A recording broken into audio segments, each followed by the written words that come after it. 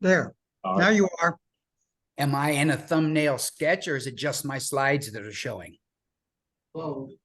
Your slide is showing, and then you're at the side. Oh, okay, great. Again, I'm delighted to be here, folks, and I think I was told I only have 2 hours to talk, so I better get going. I will have no problem filling 2 hours. If you're interested, I am going to be in Oklahoma several more times in coming months to speak on the book and to speak on McGirt. I will be at the Northeastern State College, or is it Northeastern State University, excuse me, in Tahlequah in April. They're going to hold a 2 or 3 day conference, and I will be the keynote speaker. I will be in Oklahoma City October 25th at a conference, and I'll be at the First American Museum on Halloween night. October 31, or that day. On July the 9th, excuse me, 2020, my wife woke me up and she said, I think the tribe won that case. She's a lawyer and she knows what I teach. She doesn't know Indian law, but I had been anticipating the McGirt decision. But I will tell you very plainly that I did not think that the tribe would win the case and that Mr. McGirt would win his case, just because you can see from the title of my talk, this is a bombshell case. For the state of Oklahoma, those of you who live there are living through it.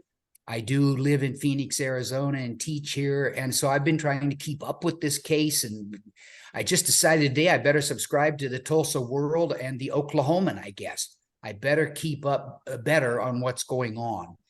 So I want to talk to you today briefly and give like half my normal talks. I was not kidding about that. But I'm going to talk about what the case did, why I called it a bombshell in the very first article I wrote on it. And like I say, discuss some of the ramifications that have followed, some of the consequences Justice Neil Gorsuch wrote about in his majority opinion. And of course, the dissenters were just outraged about what the chaos that would ensue.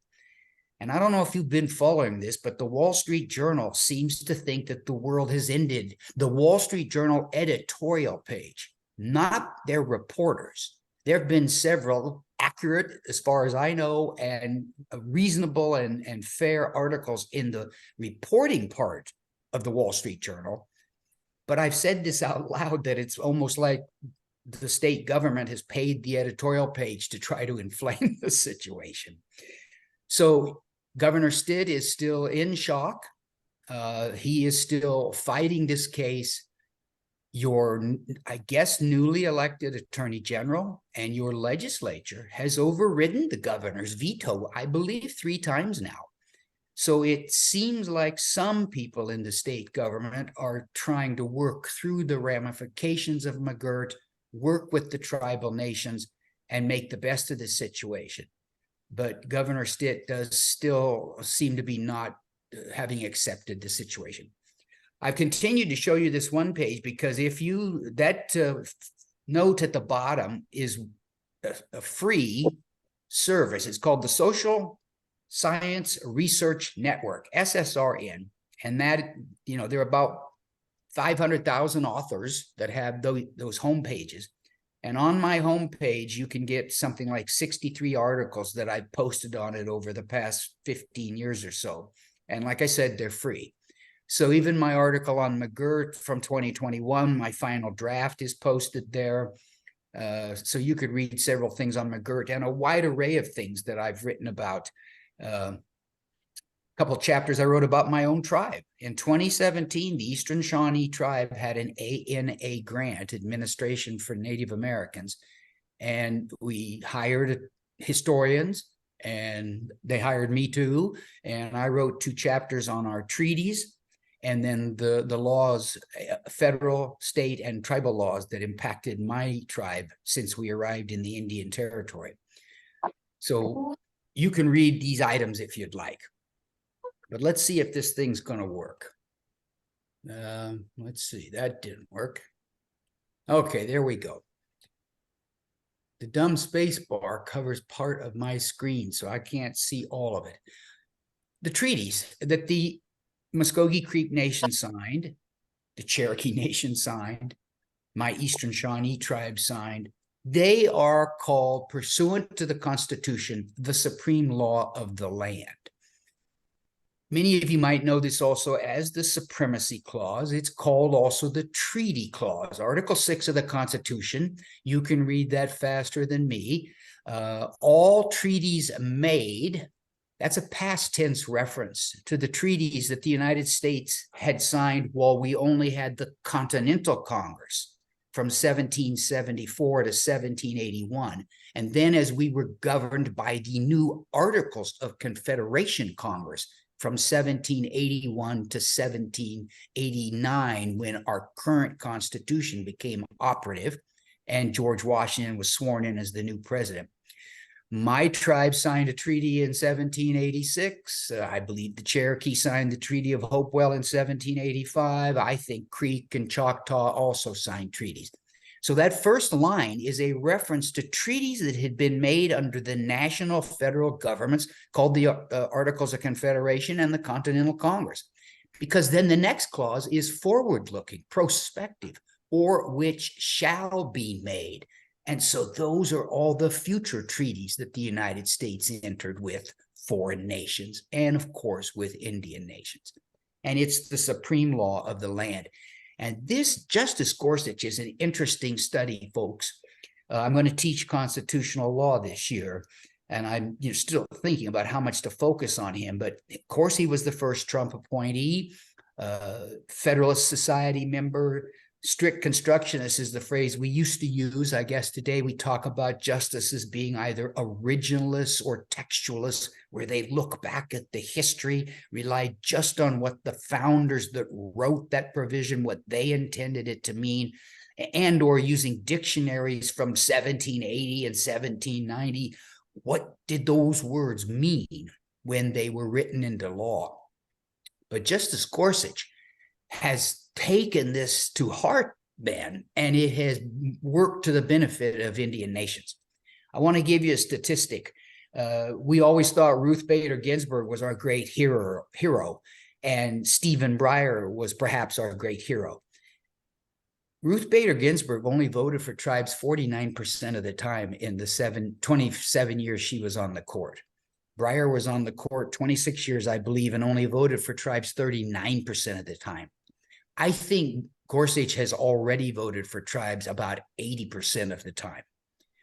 So it is extremely interesting. Now, you might remember that when Gorsuch was put forward, the National Congress of American Indians and quite a few tribal leaders were pretty happy with him as a choice. We thought we had a justice from the West who had been in Denver on the 10th Circuit Court of Appeals, which is the same circuit that Oklahoma's in. He handled a lot of tribal cases in the 11 years he was on the 10th Circuit. And so far, it's been amazing. And of course, if you don't know this, he wrote the McGirt decision. It was a 5-4 decision. So not only was his vote absolutely crucial for the Muskogee Creek to win, but he wrote the opinion. Now, you need to be aware, though, that once a treaty is made, the Supreme Court has decided that Congress can unilaterally abrogate it. And this principle was developed in the Chinese exclusion cases in the 1880s, in which Congress passed laws that abrogated provisions of treaties that the United States had signed with China. And in essence, this was put forward or extended to Indian treaties in the Lone Wolf case of 1903. So the big question in McGirt was whether the treaties that the Muskogee Creek Nation had signed had later been abrogated by Congress in the Curtis Act, for example, or when Oklahoma was made a state in 1907. And so that applied to the treaties of the Cherokee, my tribe, all the others. So that was one of the big issues. I got to keep my eye on the clock and not, when did I start? I actually have not. I was going to write it down. Jack, you just yell at me later if I get too close to the time limit, please. The United States has signed 375 treaties with Indian nations. I would imagine that there's less than 100 tribes that have a treaty with the U.S. because I think Cherokee signed about 15 with the U.S. My tribe signed 8 or 9 with the U.S. So there are 574 federally recognized tribes in the 50 states, but only 375 treaties. The Supreme Court has held that the treaties are a contract between nations, and the terms must be complied with by both parties, or perhaps there's some sort of remedy or some sort of damage that might have to be addressed by the harmed party. One of the earliest cases, I used to live in Portland, Oregon my entire life, really. U.S. versus Winans is a fishing rights case, and whether the tribal people still had the right to cross private property to get to fishing sites on the Columbia River and its tributaries. And quite stunningly, in 1905, the Supreme Court said we must read the treaty the way the Indian peoples and the Indian leaders understood it. And of course, how can they fish if they cannot get to the riverbank and the rocks that are well placed or the wooden fishing platforms that they built? And it's from the Winans case that we get the term reserved rights. A treaty sets out the terms and conditions that the tribal nation reserved to itself when it agreed to cede or sell some lands to the United States and to maybe forego rights off reservation. The tribes in the Pacific Northwest retained off reservation rights to go fishing at these crucial points on the Columbia River and its tributaries. And stunningly, in 1905, the Supreme Court upheld that. So that the supreme law of the land, this is the power of the Article 6 of our Constitution, and of course what Muskogee Creek Nation and now all these other tribes are finally benefiting from today. I will cover this very quickly. The Cherokee Nation and others probably have similar language, but of course the McGirt case was only about Muskogee Creek. So as the United States was trying to coerce or even bribe or offer monies for the tribes from the southeast to move to the west, the nation was, I cannot read this one myself, the tribe realized that if it moved, it wanted the highest, most protected form of American property law, title. And so they demanded the fee simple title to their lands in the west if they were to remove to what later became the Indian Territory. Let me make one side point, because of course I like talking about my own tribe too. We were removed in September of 1832 from South Central Ohio. So we may actually have been one of the first tribes to be removed to what became known as the Indian Territory and is now northeastern Oklahoma. Later treaties, look what the Creek demanded.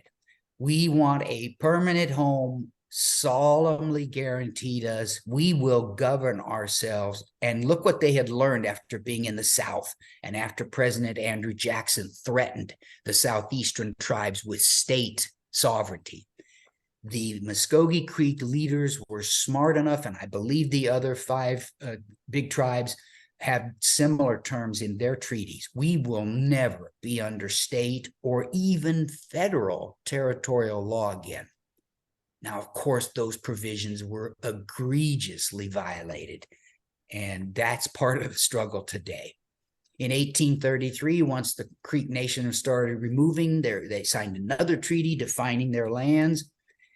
In 1856, they finally got the fee simple title. Look what the leaders demanded that the federal government solemnly promise, pursuant to Article 6 of the Constitution, that no portion of Creek lands will ever be inside a territory or state.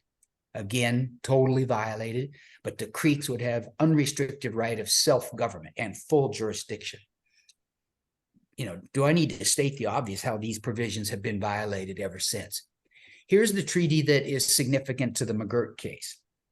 Many of the tribes in the Indian Territory, my own included, signed treaties in 1861 with the South, with the Confederacy. Now, there's a very valid reason why we did that. The Union troops and the United States Indian agents, etc., they were withdrawn from Oklahoma, what's now Oklahoma, and in marches a Southern Army. And I believe the meeting was held at the house of John Ross. All the tribal leaders were called, and most of the tribes signed treaties, as did my own, in 1861 with the Confederacy. And the United States, after the war, used this to hammer us. They held a conference at Fort Smith, Arkansas. 3 federal officials showed up. One of them, the Seneca Indian person, Eli Parker, who had been a colonel on General Grant's staff. I want you to go back and take a look at the painting called Surrender at Appomattox. You will see one Union officer who is very dark-skinned. That is Eli Parker, colonel. He wrote the surrender treaty that Robert E. Lee signed. That's a side point, right? Okay, what did this treaty say that was forced upon the Cherokee, Creek, and all the other nations? The United States hammered us, forced us to sell. I'm going to show a map in just a second. You will see there would be no Oklahoma today if the original treaties were still in effect and honored. But look what the Creek still insisted. They're signing this treaty that the United States is forcing upon them. They had to sell the western half for other civilized Indians, but the half of their reservation that they kept would forever be their home. And here's the first time the word reservation is used, folks. The word reservation is really a term of art that only began to be used in like 1849 and 1850 in Texas and California. And so later we used this word, and this word became applied to all tribal lands. Why is it called that? Because this is what the tribe reserved and kept for itself. So I hope that takes you back to that 1905 Winans case I referred to you, when the Supreme Court said treaties set out the reserved rights that tribal nations kept for themselves. So Justice Gorsuch obviously emphasizes this treaty is still binding. And the question is, did Congress ever abrogate or erase any part of this treaty in the Curtis Act, in 6 or 7 other federal laws that Oklahoma claimed, or when Oklahoma became a state? Those are the issues in McGirt. Now, here's the map I promised you, the 5 big tribes. Look at the land they ceded. There just would be no Oklahoma today. Now, I have another map because this has the most important tribe in the United States on it. You'll notice this other map doesn't even show where my tribe and 8 other small tribes are in northeastern Oklahoma. So I show you this map because there's the most important tribe in the U.S. I can't even see it because the space bar is marked out, but I'm pretty sure it says Eastern Shawnee. Wow. Look at the state. 43% of the eastern part, 43% of Oklahoma is now Indian country, folks. That's a term of art defined under 25 USC 1151, A, B, and C. What comprises Indian country? Where tribal governments and the United States are the primary governments with sovereignty, jurisdiction, criminal jurisdiction, tax, you name it. It's significant. And so in one sense, again, this is why I call this case a bombshell. And in one sense, I can understand Governor Stitt's reaction. He wakes up July 9th too, and he finds out that the state is going to lose about $300 million in taxation revenues every year from eastern Oklahoma. Criminal jurisdiction over Indians who allegedly commit a crime in Indian country. The state has no criminal jurisdiction now. Civil jurisdiction questions will arise left and right about which government has the power. And the federal authority over Indian country expanded enormously. Let me give you a number. I and my co-author on the first article I wrote on McGirt, we tried to calculate how much land the Muskogee Creek Nation and its citizens held on July the 8th, 2020. I'm certain this is not 100% correct, but we did the best we could. We think that the tribe and Muskogee Creek citizens held about 135,000 acres in trust with the United States on July the 8th, 2020. As you know, just checkerboarded little pieces of land, maybe here, there, and everywhere, owned by either the nation in trust with the United States or by a Creek citizen in trust with the United States. That was Indian country, assumed to be Indian country on July the 8th, 2020, under that federal statute I just mentioned to you, 25 USC, but under subsection C, which is about allotments. On the morning of July the 9th, the Supreme Court tells us that that entire territory you see on the map there, Muskogee Creek reservation boundaries, still exist because that treaty from 1866 has never been modified, abrogated, or limited by Congress. All these laws that Oklahoma pointed at, the Curtis Act and 7 others, I believe, and statehood had no impact on the Muskogee Creek Nation borders, according to the McGirt case. So now, instead of 135,000 acres where the Muskogee Creek Nation had jurisdiction and where the federal government and all its laws on federal Indian issues applied, now it's 3.2 million acres. Now that's a bombshell no matter how you look at it. The federal government's authority increased exponentially in Oklahoma. Most states are jealous of Fed powers. Some states even more jealous of Fed powers. So this is a big sticking issue, a big sticking point. And of course, the tribal sovereign power and criminal and civil jurisdiction now applies to Indians and in some instances to non-Indians inside this 3.2 million acre reservation. On July the 10th, I saw headlines and articles in various Oklahoma papers. People said, have we lost the title to our land? So that was some of the initial fears, but that is not the case. No land titles were transferred, folks. This is an issue of jurisdiction and sovereignty. It's as if Oklahoma's borders were deemed to be 100 miles further south, maybe into Texas for some reason. That would now be Oklahoma jurisdiction, Oklahoma territory. There'd be a little bit of a change there. Texans would now have to be Oklahomans. They wouldn't know who to support during the football game. That's a joke. I hope you like that. But anyway, I got to move on, don't I? For some reason, there's a clock on my counting down and it says I have 10 minutes left. Is that all I have, Jack? Or what's this clock ticking for? No, you have. I hope my screen's not going to go dead and the free Zoom stuff goes over, but I do have a clicking talk. Okay, let me talk very briefly about the Supreme Court test for determining when a reservation has been shrunk. We call that diminishment, or when a reservation has been completely erased, we call that disestablishment. The McGirt case is the 9th United States Supreme Court case since 1961 trying to determine what Congress had to say to abrogate a treaty and make a reservation smaller or completely gone. And the Solem case set out a 3-part test, and this is the test we all expected the Supreme Court to apply, and Justice Gorsuch and the majority did apply it to some extent.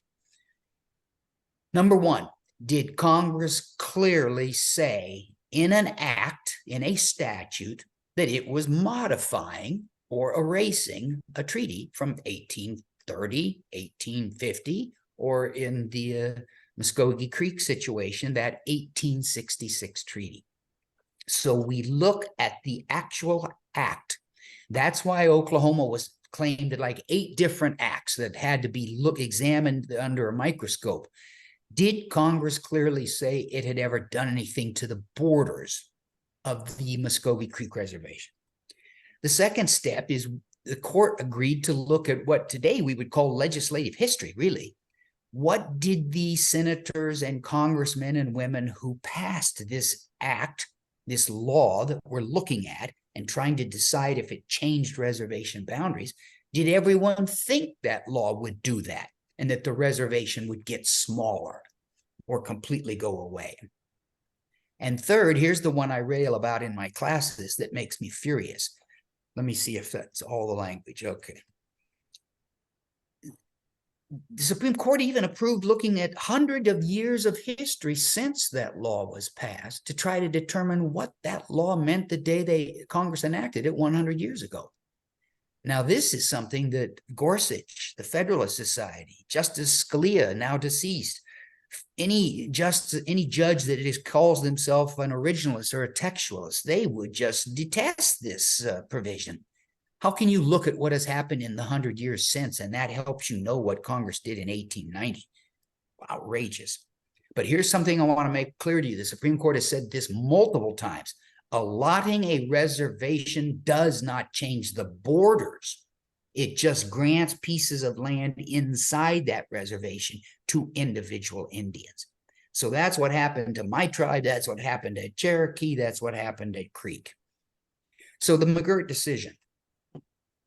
Justice Gorsuch goes to step one. I got to take that down so I can read it as it goes up. I can't read it. Oops, I went back too far. Oklahoma claimed the Allotment Act had diminished the reservation. Well, that was such a loser argument from the get-go that's ridiculous. The Supreme Court had already said allotment does nothing. So Oklahoma ultimately cited the 7 other federal laws. And while McGirt's the decision we all focus on today, folks, the 10th Circuit Court, United States Court of Appeals for the 10th Circuit that Oklahoma's in, it had decided a case that another Native person brought against Oklahoma, saying that Muskogee Creek Reservation still existed. That case went to the Supreme Court, but the Supreme Court did not decide that case, and instead they decided McGirt. But in that earlier case of Murphy v. Carpenter, it's a 138-page decision by the 10th Circuit, and they spend over 30 pages analyzing minutely Oklahoma's argument about 8 federal laws, including the Curtis Act, etc. And the 10th Circuit Court held none of those laws had changed the borders of the Muskogee Reservation. Now, that's a separate case from McGirt, but the Supreme Court in essence agreed with what the 10th Circuit had held and agreed in essence with the 10th Circuit's analysis of all these federal laws Oklahoma was trying to claim had made the Creek Reservation smaller or had completely abrogated it, disestablished it. What does the court say? We've read these laws you're claiming. Gorsuch, as an originalist and textualist, he's looking for the strict language from Congress. What did Congress say? Did it clearly diminish or disestablish the Creek Reservation? And you already see the answer there. The court says no. Okay, but isn't that only step one of Solem test? And here's what's funny. So my wife wakes me up. I know she's she's smarter than I am. She's a lawyer. She's a nurse to boot. And when she woke me up and said that the tribe had won, well, I still ran to Westlaw and downloaded the case. And that's the first sentence of Gorsuch's opinion. I didn't have to read any further. The tribe won. Here was a promise made in a treaty that Congress has never changed. It still applies today, no matter the cost. Remember that. A treaty is a reserved right that lasts in perpetuity unless the United States Congress abrogates it or the United States executive branch and the tribe agree on a new treaty. Well, of course, there can not be new treaties anymore. Congress stopped that in 1871. So it would take an act of Congress to modify the borders of tribal reservations today. There was a promise. It was always kept. So I've mentioned, I misspoke on the statutory provision. I told you, boy, folks, making mistakes here. 18 USC Section 1151 is what I meant to say earlier, and this is the Indian country definition. We assumed the only Indian country in Oklahoma was under Section 1151C, the remaining allotments, and those allotments that a tribal nation owned or that an Indian individual still owned in trust.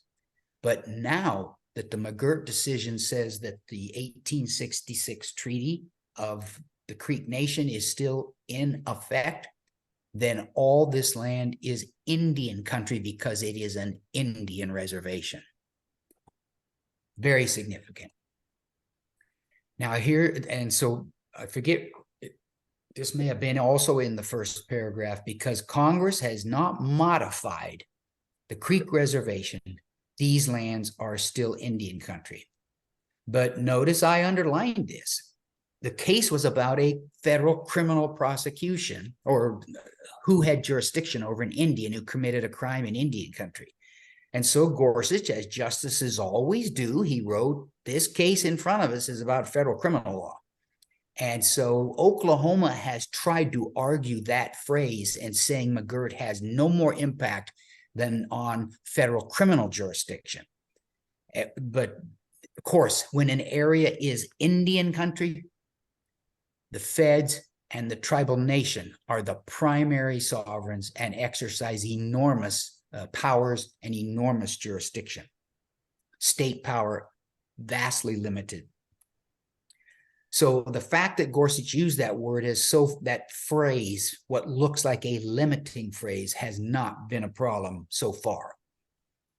What about step 2 and 3 of the Solem test? I bet if you've probably already ahead of me. I've emphasized that Gorsuch was an originalist and a textualist. What do you think Justice Gorsuch thinks of step 2 and 3? And let me take you back. What was step 2 and 3? There they are. What has happened in the 100 years since? And what did people think at the time? What were newspaper reports writing? What did the congressmen and women think they had just done? What did the general public, what would a reasonable person in the general public think had just happened to reservation borders? Well, that's step 2 and 3. And I bet you're ahead of me and you know that Gorsuch did a thumb down on step 2 and 3 because he is an originalist. I'll let you read that while I get some water here.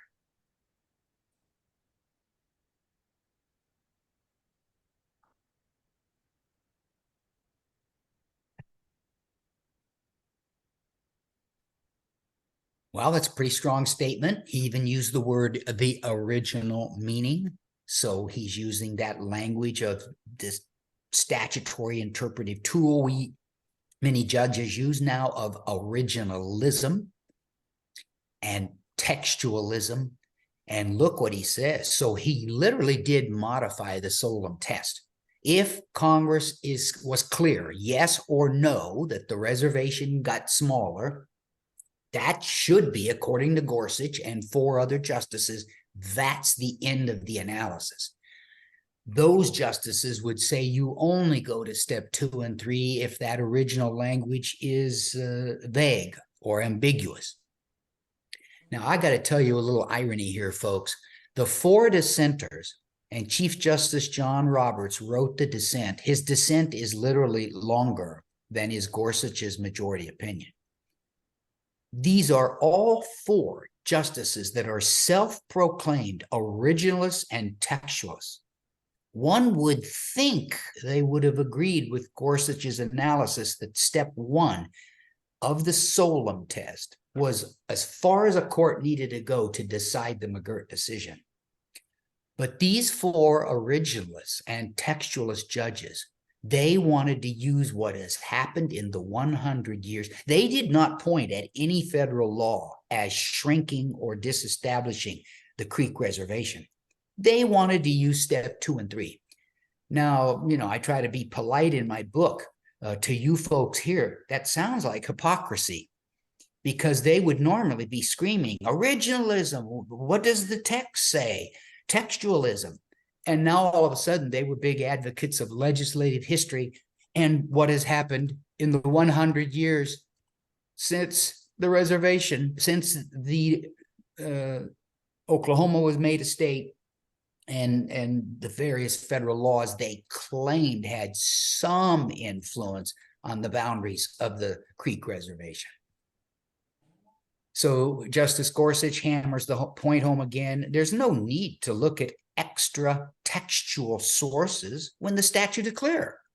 So what statute is he talking about? He's talking about several, and the ones that Oklahoma had pointed to, and primarily about the Treaty of 1866, when the Creek agreed to sell half their lands, but to keep as a reservation forever that 3.2 million acres they have today. And so Gorsuch says there's no statute that even ambiguously affected the Creek boundaries. So that's where he stopped, and the dissent went wild. So again, I don't know how much time I have, but Jack, am I still online? Yes. Okay, because yeah, that clock is counted down to 0. So I don't know what that little clock meant. I don't know. So you have, well, much time as you'd like. 20, 30. Okay, so I have an hour. I can slow down. So Gorsuch addresses in the opinion that this will possibly create big changes in Oklahoma. And that's again why I call it a bombshell. This is a shock. I forgot to say this earlier, folks. I live and work in Arizona now. This state used to be the state with the most Indian country inside of it. Arizona is 27% Indian country because of the Navajo Nation, the San Carlos Apache Reservation, the White Mountain Apache, and the Tohono O'odham Nation. Enormous reservations, 27%. No other state is even close to that. But on July the 9th, 2020, and pursuant to state court cases since McGirt, Oklahoma is now 43% Indian country. I knew that would be a bombshell. Gorsuch knew that would be a bombshell, and he writes about that a little bit in the McGirt decision. So if you have not followed this closely, there are now about 8 other tribes in Oklahoma whose reservation boundaries from the 1860s have been re-recognized by Oklahoma state courts, applying the precedent and the analysis of McGirt. And my own tribe's reservation from 1888 of 14,000 acres. Hey, we have like nothing now. So 14,000 acres sounds big. Not much compared to Muskogee Creek, 3.2 million, but whatever, we're proud of it. And yet Oklahoma is continuing to fight us. But we have a trial court decision that our reservation, pursuant to the analysis of McGirt, pursuant to our treaties with the United States, our reservation still exists. So Gorsuch hoped, I jump ahead of myself, Gorsuch hoped that the state and the tribal nations would continue the cooperative type governance they've been pursuing for the past 50 years. Those of you who live in Oklahoma, you know better than me all the compacts that tribal nations have negotiated with Oklahoma. I love it that tribes in Oklahoma issued car license plates. I'm not sure any other state, maybe a few others have started to do that with tribes, but my own tribe has a license plate. I would love to get that on my car. Well, that was done pursuant to compact. Tribal smoke shops, tobacco tax, agreed upon, negotiated, and handled without litigation by the state and the nations. Gaming compacts, every tribe, I mean, federal law required that, but required compacts, and these have mostly been worked out. Or not mostly, they have been worked out. You can see Governor Stitt tried to mess around with that, and if I have the understanding correctly, he lost in the state courts about that gaming compact issue. But Gorsuch mentioned that he hoped, and so Cherokee and I believe Choctaw had an agreement about hunting and fishing licenses with Oklahoma, and Stitt canceled that like within a few months after McGirt came out. So instead of trying to be cooperative and governing Oklahoma in a reasonable manner that is safe for everyone, he is continuing to resist McGirt decision. As I mentioned at the outset, your attorney general appears to be contra to the governor on some points, and your legislature, kind of stunningly, in my view, as an out-of-state person, has 3 times, I think, overridden Stitt's vetoes of state laws the legislature enacted. Boy, I'm blanking right now what the 3 things were. I think it was about counting tribal court traffic prosecutions, convictions, as impacting Oklahoma state licenses. And I forget what the other 2 are. Maybe the gaming situation. But the legislature has overridden his vetoes. Well, I've already said that, right? Maybe I shouldn't have used that last part. If you remember, I cite in the article and in my book, I watched Governor Stitt on, I think, the Fox Channel 10 from Oklahoma City. This was early after McGirt. And in his aw shucks kind of way, he threw out the number 76,000. And then he said all these Indian inmates are going to be let out of the penitentiaries. Now, there's not a person alive that was listening to that didn't think he was saying 76,000 people would be let out of prison. The number, folks, has been minuscule.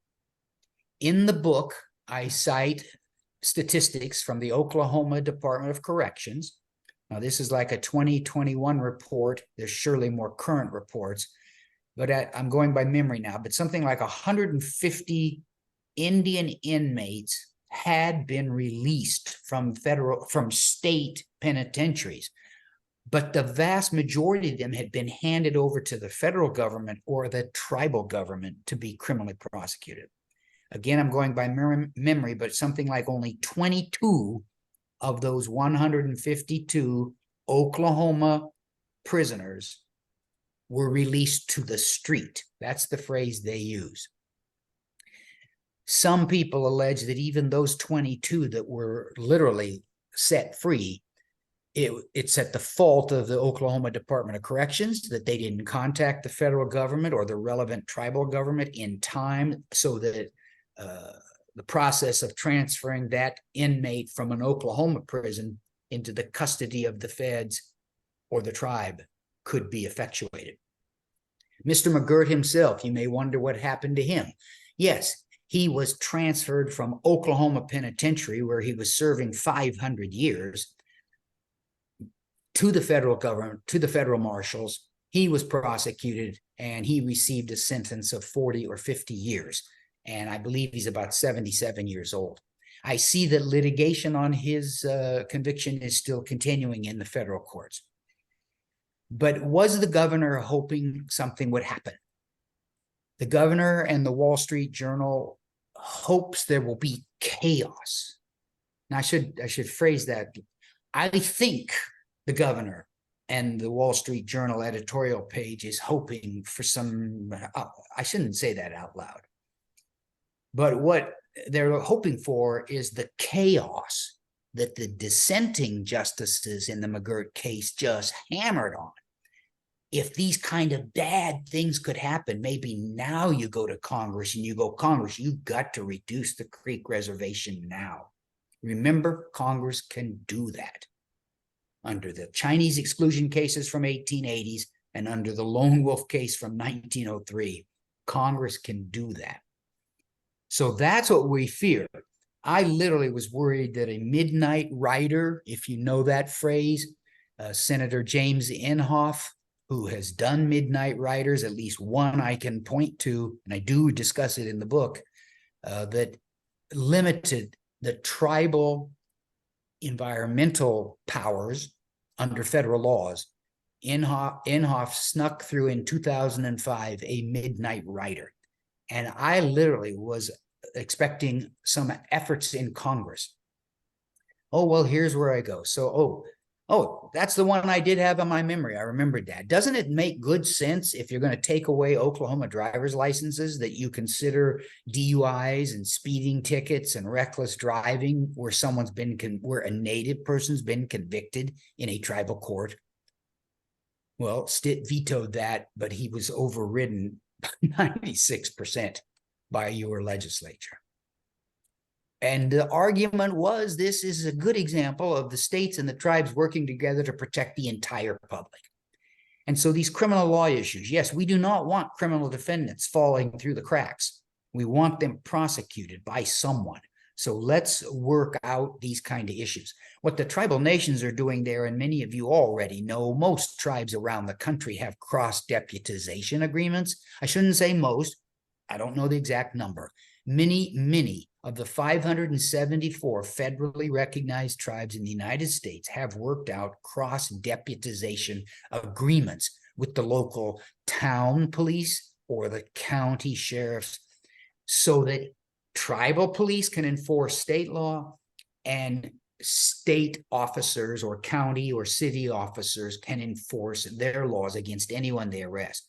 A DUI, we want that person arrested and taken off driving on the road. When I was practicing law, I represented a tribe in California. We would negotiate an agreement like this with the county sheriff in California. When I was doing Indian housing work for a tribe in southwestern Oregon, we were dealing with the local fire department because we didn't have our own fire department, and we absolutely had to have protection for this brand new housing complex we had just built. So we agreed to pay, we signed an agreement, blah, blah, blah. These things can be worked out, and this is what Gorsuch was referring to. But here's as good a time of ever to say it. Gorsuch gave some chilling language, and I don't think I've said this yet.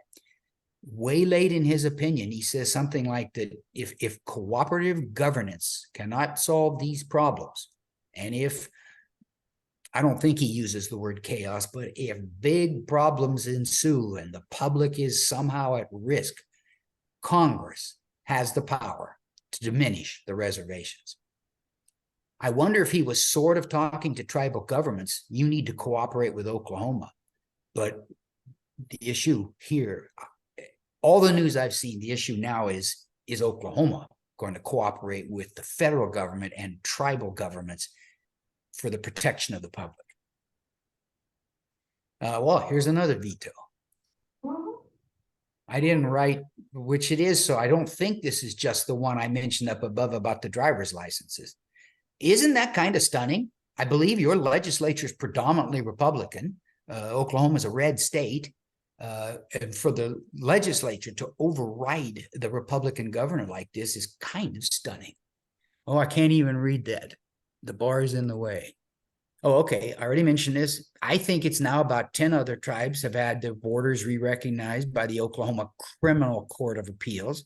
There's my tribe. I know I mentioned that already. I forgot to mention the number. While Oklahoma is 43% Indian country now, that's 1.8 million Oklahomans. And I think only about 15% of those are native people, citizens of tribes, now live in Indian country. You all know the city of Tulsa is now completely within either the Creek Reservation or the Cherokee Reservation.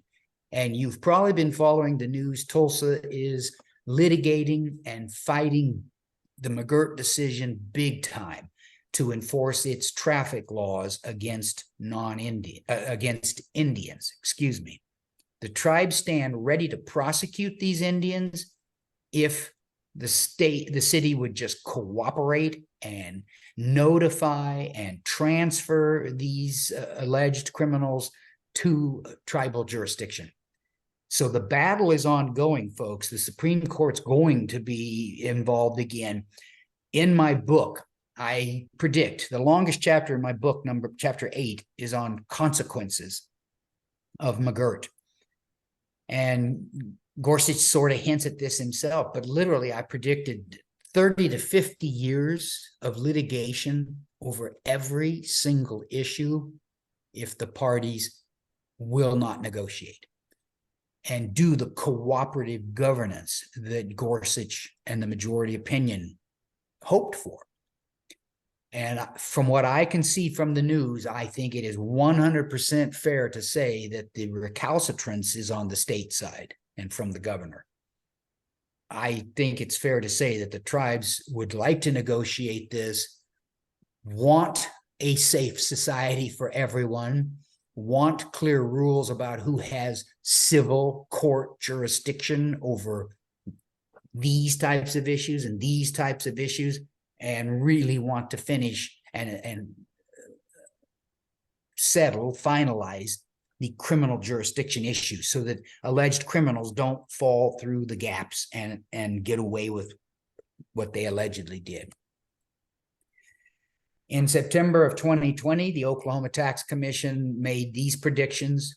We will lose $300 million in tax the very first year after McGirt, and we will lose $200 million every year going forward. So this is about the state sales tax. This is about state income tax. The Supreme Court has long held that an Indian who lives and works on their own reservation does not pay state income tax. In fact, these were cases that the Oklahoma Tax Commission lost in 1991, 1993, and 1995 in front of the Supreme Court. So the state knew what this meant for Indian country to be enlarged enormously. Future consequences, I've already mentioned that. Many of you, I'm getting pretty close to being done, Jack. If there's questions, I'd love to stay on, but I don't want to go on too long. I'm afraid I probably have. The Supreme Court decided a case June of 29, that's Oklahoma, prosecuting Mr. Castro Huerta, who is a non-Indian, for a crime in Indian country where Indians were the victims. Under well-accepted federal case law, for over 200 years, states didn't have criminal jurisdiction over such a person. Only the federal government did. Because Castro Huerta was non-Indian, the tribal government did not have criminal jurisdiction over Mr. Castro Huerta.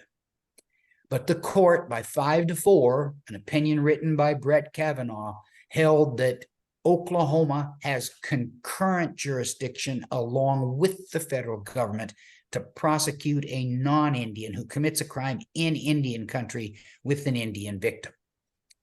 Now, every headline said this was a limitation of McGirt. That is just wrong. This case happened, I think this might be my next bullet point. There was no change to the McGirt decision from Castro Huerta. Now, the case happened because of McGirt. Now the question was, did Oklahoma have jurisdiction over Mr. Castro Huerta in what's now this vastly enlarged, or I don't want to say that word, re-recognized Indian country? But that's a jurisdiction tribes did not have. I think many people would argue have never had. And so this is no change to McGirt at all. But it did lead to a big change for every tribe in the nation, because now the state can reach into Indian country instead of the feds and prosecute a non-Indian.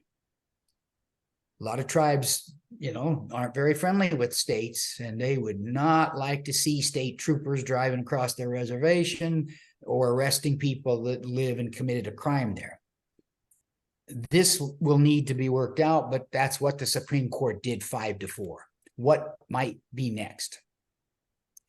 Your tax commission rendered a decision October 2020 that will surely, I hope that date's right, will surely be reversed, because they said Oklahoma can tax Indians that are living and working in Indian country. That's just wrong under those 3 Supreme Court cases I cited to you earlier. Because the Creek Nation was now so much larger, I told you about expanded federal jurisdiction. I can give you just one quick example.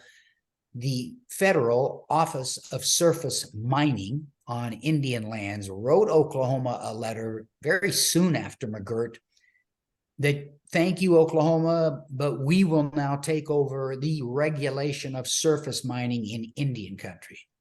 Oklahoma was furious. They filed a federal lawsuit within a few days. And on November 9th, 2020, they lost that case. Yes, federal law clearly says the federal government regulates surface mining in Indian country. So this is just one example of the challenges that are coming. I'm going to close with this because these are two important studies worth. There's some of the crazy Wall Street Journal editorials, but the actual evidence shows that economically, Eastern Oklahoma is doing just as well as Western Oklahoma. The economy has not suffered because of the re-recognized tribal sovereignty. I'll let you read these. I see I've talked way long. What's interesting here, this Michael Velchek literally represented Oklahoma as a lawyer in that earlier 10th Circuit case, Murphy v. Carpenter. So it's not like he's somebody that's pro-Indian necessarily. He and this economist published this article, no difference economically in the Oklahoma counties after the 10th Circuit case of 2017 or the Supreme Court decision in McGirt of 2020. And you can see what kind of data they analyzed. Two other economists from University of Wisconsin, this kind of interesting, they just used Zillow. They studied the home sales, the amount of sales, and the prices, and compared them pre-McGirt and post-McGirt and Eastern and Western Oklahoma, and found very little evidence of any negative impact on the investments in Eastern Oklahoma. This is the kind of stuff the Wall Street Journal editorial pages are not writing about. I don't know how much they've continued to bemoan what's going on in Oklahoma, or to make up what's going on. Okay, I know you're going to want to buy a great book. My co-author is Robbie Etheridge. She is a historian and anthropologist from the University of Mississippi. I partnered with her immediately when University of Oklahoma Press asked me to write this book. She had studied the 5 tribes in the Southeast. She had written 4 books on the subject, and I knew she had this background. I just would have taken me years to try to research and get up on. So she writes the first 4 chapters of the book, and I write the other 4 chapters. So if you're interested, it's a great book, and it's even on audio already. So I'm done, Jack. Thank you all very much. Thank you for your attention. I hope you enjoyed what I had to say.